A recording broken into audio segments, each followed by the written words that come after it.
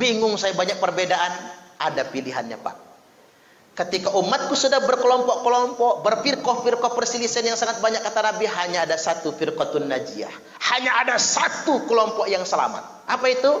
Wahiyal jamaah, yakni al-jamaah. Al-jamaah itu bukan NU, bukan MUI, bukan Muhammadiyah, bukan Jamaah Tabligh, bukan Khilafatul Muslimin, bukan LDII. Tapi al-jamaah itu adalah negara.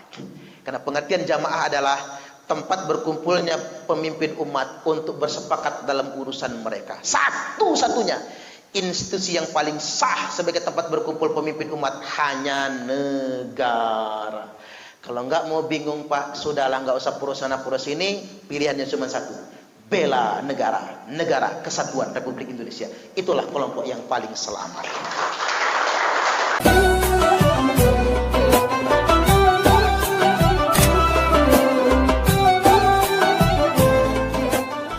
Baik Bapak Ibu, Bapak-bapak rahimakumullah. Pada kesempatan kali ini saya ditugasi Pak Kapolda untuk menyampaikan wawasan kebangsaan dan pencerahan keagamaan. Materi ini sudah dipresentasikan pertama di Polda ketika ulang tahun Pak Kapolda, dan yang kedua ketika apel pagi di Mapolda baru yang di Itera. Pak Wakapolda berpesan, tolong Pak Ustadz sampaikan materi yang sama ke seluruh Polres Lampung. Jangan dikurangi isinya, katanya, tambahi boleh. Nah, karena kita ini ceramah kebangsaan, bahasannya bukan sholat, Pak, bukan puasa, tapi kita bicara tentang kebangsaan. Mengapa materi ini jadi penting? Karena belakangan ini banyak pihak-pihak, kita harus terbuka ini, banyak pihak-pihak yang sengaja ingin membenturkan antara beragama dengan bernegara. Bahkan seakan-akan melawan negara itu jadi sah dengan bahasa agama. Melawan pemerintah itu jadi sah dengan bahasa agama. Nah, ini kekhawatiran kita semua. Ketika ambisi politik sudah dibalut dengan bahasa agama, ini yang sangat berbahaya. Karena kita nih sebagian besar muslim, ya kita harus menyadari itu, betapa bahayanya mengkamuflase agama demi kepentingan politik. Karena sudah pernah terjadi pengalaman perang Jamal. Sekali-kali kalau ada waktu searching, Pak, perang Jamal di Google itu. Kan sekarang sudah ada yang pintar, Kiai Haji Google gitu. Semua lengkap tentang perang Jamal itu, di mana orang memprotes presiden terpilih, kalau bahasa kitanya, yakni Khalifah Ali bin Abi Thalib, karena beliau belum menangkap pembunuh Utsman. Kan Khalifah Utsman di demo 40 hari 40 malam. Kemudian orang manjat dinding rumahnya, kemudian ditusuk dadanya ketika sedang sholat tahajud. Yang bunuh Utsman itu bukan kafir Quraisy, Abu Jahal, Abu Lahab, bukan. Yang membunuh Khalifah Utsman itu sahabat Nabi sendiri. Gara-gara apa? Politik. Itulah bahayanya politik itu. Maka Imam Ali belum sempat menangkap pembunuh Utsman karena lagi konsolidasi. Ini namanya kekacauan zaman reformasi, revolusi kan, Pak. Reformasi dulu saja Ambon nggak terkendali kan. Itu kekacauan sedemikian rupa. Maka terjadi demo besar-besaran di Basrah. Kubu pemerintah Ali bin Abi Thalib, oposisinya Aisyah Ummul Mukminin. Coba kita berhitung, Pak. Ali ini adik sepupu Nabi, sekaligus menantu Nabi, plus keluarga Nabi yang paling dekat dengan Nabi.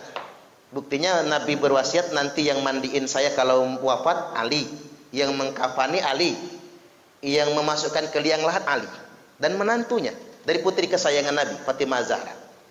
Kubu oposisi itu Aisyah Ummul Mukminin, itu istri Nabi. Ini sejarah ini kan jarang diungkap karena takut orang kesalahan. Istri Nabi. Terjadi perang di Basrah karena ada provokator namanya Jalabah. Jalabah itu orang Khawarij. Dalam terminologi modern kita nyebutnya teroris.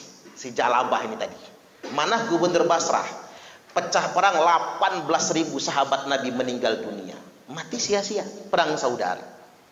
6 bulan kemudian terjadi perang Jamal antara kubu Muawiyah dengan pemerintah.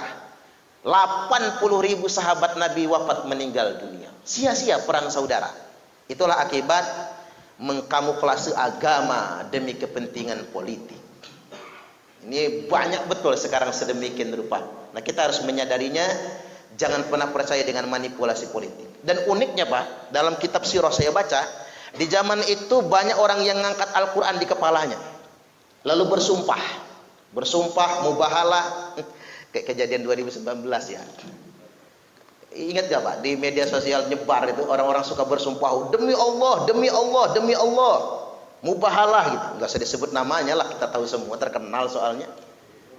Pantas Allah Ta'ala berfirman, wala tuti' kulla hallafim mahin. Jangan pernah percaya, jangan pernah ikut orang-orang yang gampang bersumpah dan gampang mencaci dan menghina. Wala tuti', jangan jadi followers orang-orang yang gampang bersumpah. Kalau kata para ulama begini, orang yang mudah bersumpah, mudah mengucap demi Allah, itu tanda dia sedang berdusta. Karena kalau orang beriman gak gampang Pak mengucap demi Allah itu.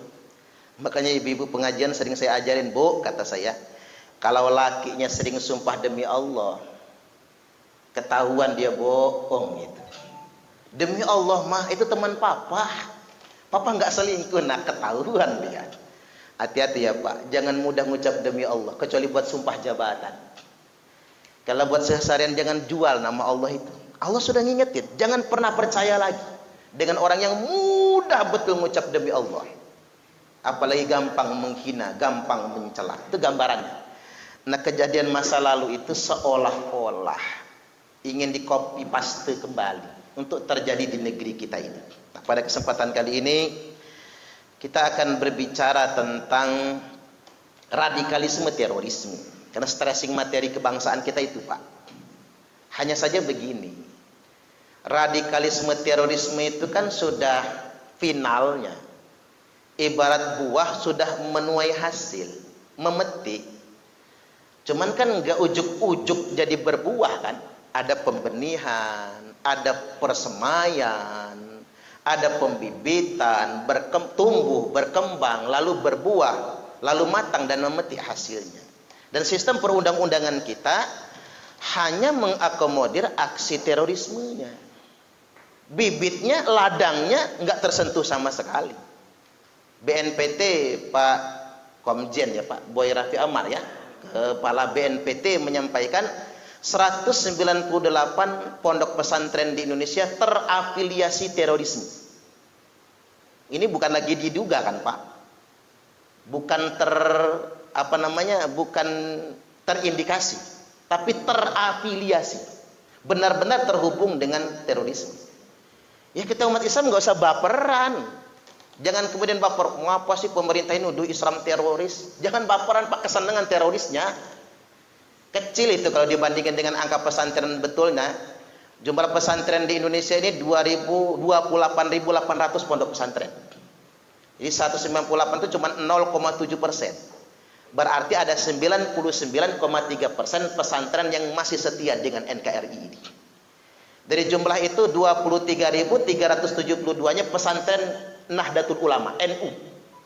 Berarti 81%. Makanya maksud saya hati-hati Pak masukin anak ke pondok. Jangan sembarangan pondok. Kan polisi-polisi zaman sekarang ini sudah soleh semua. Betul nggak kira-kira? Melihat cewek cantik nunduk kan gitu ya. Udah soleh semua sekarang nih Pak Waka. Cuman saking solehnya polisi sekarang ada yang salah Pak. Pengen anaknya hafal Quran masuk rumah tahfiz. Pengen anaknya hafal Quran masuk pesantren. Tapi sayangnya pesantrennya yang terafiliasi, terkoneksi dengan kelompok radikal. Begitu masuk pesantren hormat bendera haram. Nyanyi lagu Indonesia Raya haram. Pancasila togut, pemerintah kafir. Bapaknya polisi, anaknya teroris. Bisa ngebunuh bapaknya sendiri, jangan macam-macam itu. Nah ini fakta benar-benar terjadi sebetulnya. Nah, terkait dengan ini saya ingin urutkan pada kesempatan kali ini dari hulunya dulu. Jadi sebelum jadi teroris, di hulunya apa? Cara beragama yang eksklusif. Maka hindari betul cara keberagamaan yang eksklusif. Apa itu? Tertutup, jumud, merasa paling benar. Seakan-akan kalau nggak sealiran sama dia najis semua. Anti keberagaman, Pak. Anti bineka tunggal ika. Udah jelas sama agama lain main kopar kafir nih kelompok begini, nggak bisa akur. Padahal kan kita sudah punya pakemnya. Lakum dinukum waliyadin. Enak sebetulnya. Beda agama jangan jadi ribut. Inilah kekayaan kita. Ini yang disebut dengan bineka tunggal ika. Lakum dinukum, ya untuk Anda agama Anda. Waliyadin buat saya agama saya. Ngapain ribut? Dan bukan cuma itu, Pak. Kelompok-kelompok eksklusif itu, jangankan ke agama yang berbeda, yang non muslim, sesama Islam saja dia kaku main kafir kafir. Orang Islam saja dia kafirkan. Dia bid'ah-bid'ahkan. Ada loh, Pak, polisi sekarang yang suka bid'ah-bid'ah itu. Jangan sampai anggota persuai kanan kan gitu ya. Kita ini mondok enggak. Kadang-kadang yang payah itu Pak Waka, orang yang belajarnya otodidak. Yang kaku-kaku itu kan yang belajar otodidak. Baru tahu dikit, wow, udah kayak pakar. Kalau ditanya, lu belajar di mana? Internet. Nanti kalau mati ditanya malaikat, guru kamu siapa? Syekh YouTube al-interneti. Kiainya Kiai Haji Google. Ustadznya Ustadz Facebook LCMA. Ya hati-hati juga, Pak, belajar lewat Google itu ya. Belajar lewat media sosial itu hati-hati. Karena bapak-bapak kan fokus tugas, namanya sebagai resiko, sebagai aparat negara kan. Kalau saya kan enak, memang menggeluti dunia pesantren, betul-betul di sana kan gitu. Artinya kita jangan pernah membuat kesimpulan terlalu cepat. Apa yang kita pahami pasti benar, jangan.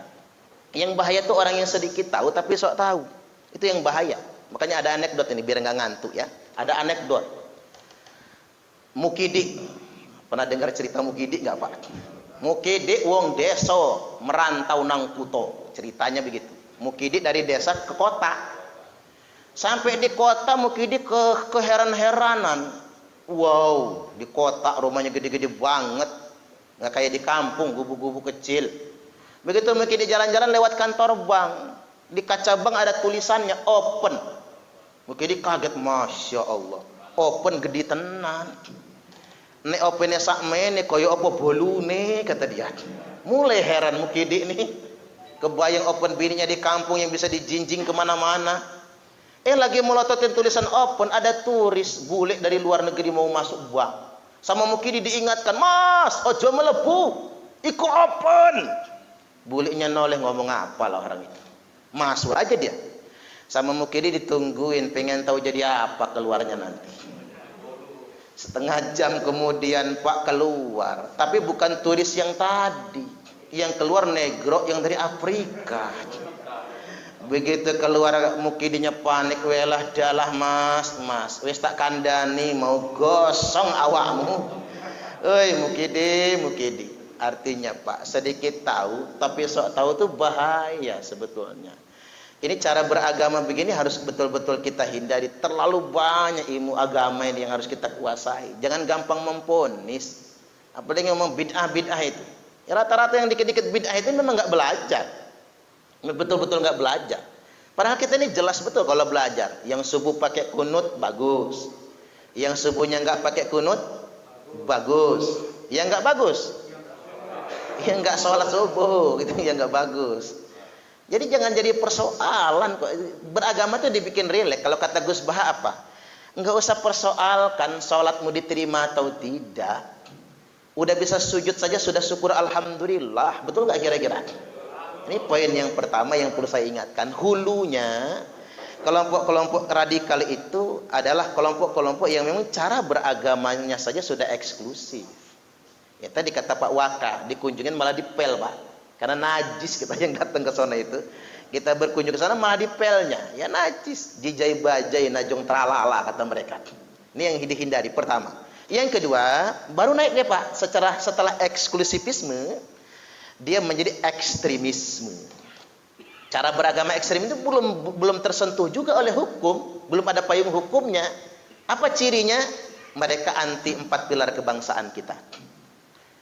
Anti Pancasila, anti Undang-Undang Dasar 1945, anti NKRI, dan anti Bhinneka Tunggal Ika. Mulai mereka mengatakan Pancasila tauhid. Makanya benar kalau kata Ali Imran, orang bisa jadi teroris hanya dalam waktu 2 menit. Gimana caranya? Cluenya begini, Pak. Orang suruh milih Pancasila atau milih Al-Quran. Itu bahasanya. Pancasila bikinan manusia, Al-Quran wahyu Allah. Orang awam mikirnya Al-Quran dong, wahyu Allah. Udah mulai Pancasila dibuang. Milih taat sama Allah atau milih taat sama pemerintah. Kalau taat sama Allah, Allah punya surga. Kalau taat sama pemerintah, cuman manusia biasa. Udah mulai, Pak, milih taat sama Allah. Pemerintah dia abaikan, bahkan dia kafirkan. Naik lagi yang ketiga, milih NKRI atau milih Islam. Kalau milih Islam, ini kamu selamat masuk surga. Tapi kalau milih NKRI belum tentu selamat. 2 menit jadi teroris orang, Pak. Jangan-jangan polisi juga bisa dicuci kayak gitu otaknya ya. Ini brainwashing ini namanya. Makanya rata-rata yang terekrut di sana itu anak-anak muda, anak-anak remaja, Pak, anak SMA itu. Karena itu cuci otaknya. Padahal kan itu kan pertanyaan jebakan itu. Karena itu bukan pilihan. Sama kayak kita ditanya begini, kamu milih taat sama Allah atau berbakti kepada orang tua? Itu bukan pilihan. Jawaban yang benar, berbakti kepada orang tua adalah wujud ketaatan kepada Allah. Itu yang benar kan jawabannya. Selip dikit kita salah ngejawab, Pak, udah kejebak kita sama mereka. Taat kepada pemerintah yang sah adalah bagian daripada ketaatan kepada Allah. Nanti Pak Kapolsek, Pak Babin, Intel, saya ajarin cara ngurain jawabannya. Kalau ngadepin kelompok-kelompok yang sedemikian rupa. Taat kepada pemerintah yang sah, bagian daripada ketaatan kepada Allah. Kemudian yang berikutnya, NKRI, menjaga negara, itu bagian daripada perintah Allah dan Rasulnya. Hubbul waton minal iman. Cinta tanah air itu bagian daripada keimanan. Lantas bagaimana cara kita ngejawab antara Pancasila dengan Islam? Milih Al-Quran atau milih Pancasila? Nah, saya mulai dari situ. Cara ngejawabnya begini, kelompok ekstrim itu. Pancasila itu bukan agama. Dan Pancasila itu tidak untuk menggantikan agama. Namun Pancasila itu sesuai dengan tujuan agama. Tak ulang lagi. Pancasila itu bukan agama. Dan Pancasila tidak untuk menggantikan agama. Serta Pancasila itu sesuai dengan tujuan agama. Karena begini, Nabi di Mekah 13 tahun. Dakwah di Mekah 13 tahun. Hijrah ke Madinah bikin negara. Jadi negara demokrasi pertama dalam sejarah hidup umat manusia di muka bumi adalah negara Madinah. Dan ketika Nabi mendirikan negara Madinah, konstitusi Madinah bukan Al-Quran. Nah ini jawabannya, Pak. Buat Pak Polisi, walaupun belum pas yang baca ayatnya, misalnya jawab yang benar. Nabi pertama kali mendirikan negara, dasar negaranya bukan Al-Quran. Jadi kita ditipu sama Hizbut Tahrir, Khilafatul Muslimin, ya. Mereka ingin Quran, ditipu. Pertama Nabi nggak pernah mendirikan negara Islam. Ini keren banget, Pak, ilmu ini. Ngapa sih mereka ngotot ingin mendirikan negara Islam padahal nggak ada perintahnya? Mereka ngotot mendirikan khilafah padahal nggak ada perintahnya. Dan Nabi nggak pernah mendirikan negara Islam. Nabi mendirikan negara Madinah. Dasar negara Madinah, Sahifatul Madinah, piagam Madinah. Al-Madinatu Masrutiyah, kesepakatan Madinah. Dan ini yang dicontek, yang ditiru oleh para pendiri bangsa kita. Para pemimpin bangsa kita mendirikan Republik Indonesia, dasar negaranya piagam Jakarta. Sama dengan piagam Madinah yang kemudian mengerucut menjadi Pancasila. Saya tuh kalau baca itu, Pak, Keren banget para pemimpin kita dulu itu ya. Keren banget, Pak. Makanya role model Indonesia ini adalah jiplak persis negara Madinah. Kerajaan Saudi, apa nyontoh Nabi? Enggak. Nabi enggak pernah mencontohkan sistem kerajaan kan? Enggak pernah. Ini Indonesia tuh luar biasa, ngejiplak betul sunnah Nabi. Dan Pancasila, satu ketuhanan yang Maha Esa. Qul huwallahu ahad. Al-Quran itu. Dua, kemanusiaan yang adil dan beradab. Innallaha ya'muru bil adli wal ihsan. Kalau Jumatan, closing khutbahnya kan itu Al-Quran. Tiga, persatuan Indonesia. Wa'tasimu bihablillahi jami'an wa la tafarraqu. Quran.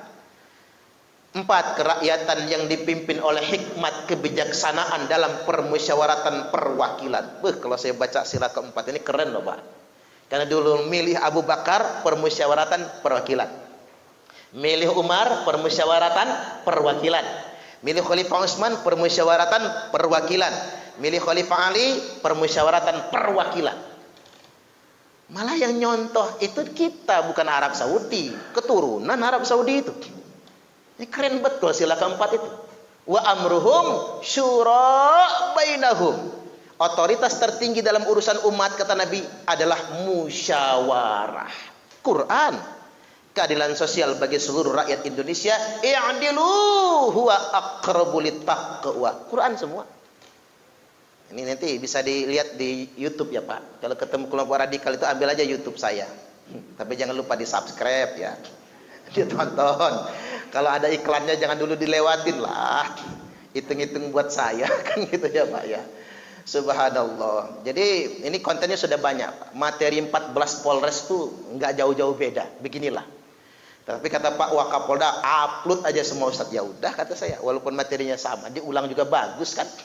Ini penting. Orang membenturkan Pancasila dengan agama. Kemudian yang berikutnya nih. Orang membenturkan antara pemerintah dengan agama. Seolah-olah begini, ada kesan kalau menghina pemerintah ada di pihak yang benar. Kesannya begitu sekarang. Terutama di kota Pak. Kalau ustadz nyaci maki pemerintah laku. Viewersnya banyak, followersnya banyak. Jadi ini ada masalah di kita, ini masalah. Itu nggak boleh. Walaupun kata keturunan Guru Bajang, negara muslim yang paling demokratis sedunia internasional adalah Indonesia. Paling demokratis. Jajal Malaysia. Ngeritik raja, masuk penjara. Apalagi undang-undang terorisnya Pak, Internal Security Act. 25 tahun di penjara baru diadili. Di Amerika Serikat lempar ke Guantanamo. Di Arab Saudi potol palanya. Di Arab Saudi itu cuman ngeritik kebijakan begini. Khotib Jumat, khutbahnya begini. Wanita dilarang berangkat ke pasar sendiri tanpa mahram. Khotibnya lagi khutbah begitu Pak, langsung ditarik. Diganti khotib yang baru, langsung masukin penjara. Loh kok jadi masalah?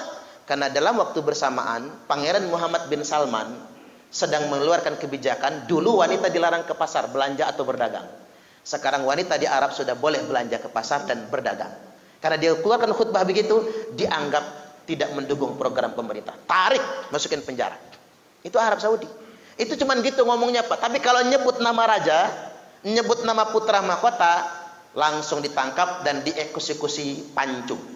Hari ini ditangkap, minggu depan paling telat udah potol pala. Kira-kira tuh kalau mau dipakai di Indonesia hukum begitu, alangkah banyak yang potol palanya di negara kita ini. Kan begitu. Sekarang kita masuk ke hadis. Ada nggak nas yang membolehkan kita melawan pemerintah? Sama sekali nggak ada. Tidak ada satupun dalilnya dalam Quran hadis yang membolehkan kita melawan pemerintah. Nasnya begini, man khola ayadan min ta'atin, barang siapa yang melepaskan tangannya dari kesetiaan kepada pemerintah yang sah. Ingat Pak, pemerintah yang sah, bukan khilafatul muslimin ya Pak, pemerintah palsu, khalifahnya khalifah palsu lagi. Itu gara-gara ceramah saya begini Pak, banyak betul yang ngamuk-ngamuk orang khilafatul muslimin, tapi banyak juga yang sadar akhirnya. Jadi ada konten di YouTube saya itu pasca penahanan Abdul Qadir Hasan Baraja karena melanggar prokes ya di Polda Lampung. Saya ceramah begitu, saya langsung jelaskan. Umatnya banyak yang marah sama saya, tapi banyak juga yang sadar. Iya juga ya. selama ini kami mempercayai khalifah palsu. Padahal di negara kita ada pemerintah yang sah. Nah, barang siapa yang melepaskan ketaatan kepada pemerintah yang sah, laqiyallahu yaumal qiyamati la hujjatalah. Dia akan ketemu Allah pada hari kiamat nanti tanpa hujjah sama sekali, tanpa alasan. Begini dalam bahasa penyidik itu, ketika orang berbuat kriminal, yang dicari motifnya, yang ditanya alasannya. Tapi di akhirat, Pak, semua perbuatan kriminal Allah tanya motif, kecuali satu, yakni melawan pemerintah yang sah. Kalau orang berbuat zina, ngapa kamu zina? Kata Allah, ya bini saya merantau ke Arab ya Allah, lama nggak pulang-pulang, dia ngempet gue ini. Ya masalah alasannya diterima Allah apa enggak, apa itu urusan Allah, hak Allah bukan hak kita kan. Cuman Allah tanya alasan. Tapi ada satu perbuatan kriminal di akhirat Allah nggak mau tanya alasannya. Apa itu? Melawan pemerintah yang sah. Waman mata walaysa fi unuqihi bai'atun matan mitatan jahiliyah. Barang siapa yang mati dalam keadaan melawan pemerintah yang sah, maka matinya mati jahiliyah.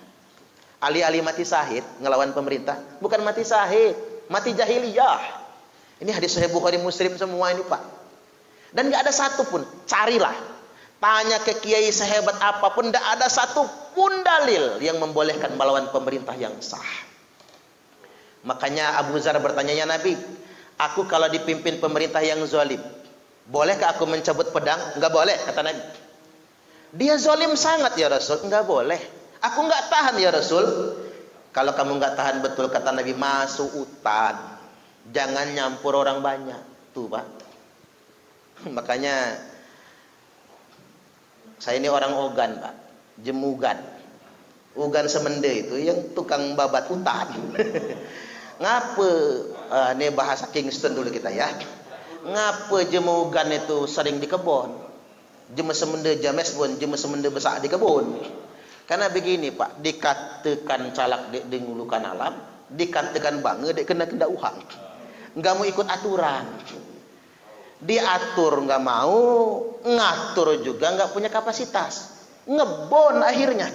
Tapi selamat kan, mending di kebon. Kalau nyampur orang banyak nggak mau. Nah itu maksud Nabi. Kalau kamu memang nggak mau diatur, kata Nabi, daripada kamu ngelawan pemerintah yang sah, kebon aja udah. Jangan nyampur orang banyak, jadi Tarsan. Kan begitu. Ini saya pikir masuk akal itu ya. Nggak ada satupun nasnya yang membolehkan, apalagi menghina ya Pak. Di hadis itu jelas, man ahana sultana ahanahullah. Barang siapa yang menghina pemerintah, pasti dia akan dihinakan oleh Allah. Ini rumus ini. Hati-hati jangan menghina pemerintah. Kita kalau Pak Jokowi sama Pak Kiai Ma'ruf Amin itu belum jadi presiden atau wapres, menghinanya saja sebagai manusia kita sudah berdosa Pak. Menghinanya saja sebagai manusia. Tambah lagi beliau berdua sudah jadi sultan. Barang siapa yang menghina penguasa, kebalikannya pasti Allah akan menghinakan dia. Bukan penguasa yang menghinakan dia, Allah yang menghinakan. Studi kasus. Ngaku Habib, turunan Nabi, ceramah di Keteguhan Teluk Betung Selatan, TBS ya kalau nggak salah. Kenapa? Agan kan di sana tuh tugasnya. Nyaci maki presiden, Jokowi banci. Coba buka celananya, jangan-jangan head. Itu ribuan loh orang yang datang. Banyak polisi juga di situ tuh. Bahkan TNI, AD, Angkatan Laut, Marinir sebagainya yang hadir di situ. Subhanallah. Saya nanya ke petugas, Pak, nggak ditangkap tuh. Kalau ditangkap Ustadz, jadi pahlawan dia. Makin banyak yang simpatik sama dia nantinya. Tapi kan menghina kepala negara itu. Itu penghinaan. Simbol negara yang dia hina. Saya yang nggak tahan Pak. Kalau saya jadi presiden, pikir saya selesai loh. Makanya orang Sumatera itu susah jadi presiden Pak. Harus orang Jawa terus jadi presiden tuh. Kelar kalau orang Sumatera jadi presiden selesai pokoknya. Kita nggak tahanan kan begitu. Jadi tapi Pak, janji Allah dan Rasulnya benar. Barang siapa yang menghina penguasa, maka dia akan dihinakan oleh Allah. Dia tidak dipidana karena menghina presiden, tapi dia dipidana gara-gara kelalaian, kesalahan dia sendiri. Gebukin anak orang pakai dengkulnya, ngegebekin sopir taksi, dan sekarang dipidana lagi gara-gara hoax yang dia sebarkan itu. Subhanallah. Benar, barang siapa yang menghina penguasa, dia akan dihinakan oleh Allah Ta'ala. Nah ekstremisme sekarang ini mulai mengkristal Pak. membenturkan antara sistem kenegaraan kita dengan khilafah. Ini buat semua anggota, cara ngejawabnya bagaimana Pak? Kalau orang jualan khilafah itu, kan banyak. NII jualannya khilafah, Khilafatul Muslimin ya khilafah. Khilafatul Muslimin itu sama dari NII juga Pak, itu sama. Abdullah Sungkar kan NII, pendiri JI. Abu Bakar Ba'asyir, JAD kan, sama dengan Abdul Qadir Hasan Baraja, Ba'asyir, Sungkar. Waduh ya, ini sama mereka nih, 3 serangkai, sekeli malahan Pak, mereka ini yang suka ngacau-ngacauin negara kita ini. Jadi mereka tuh secara histori dan ideologi memang NII gitu.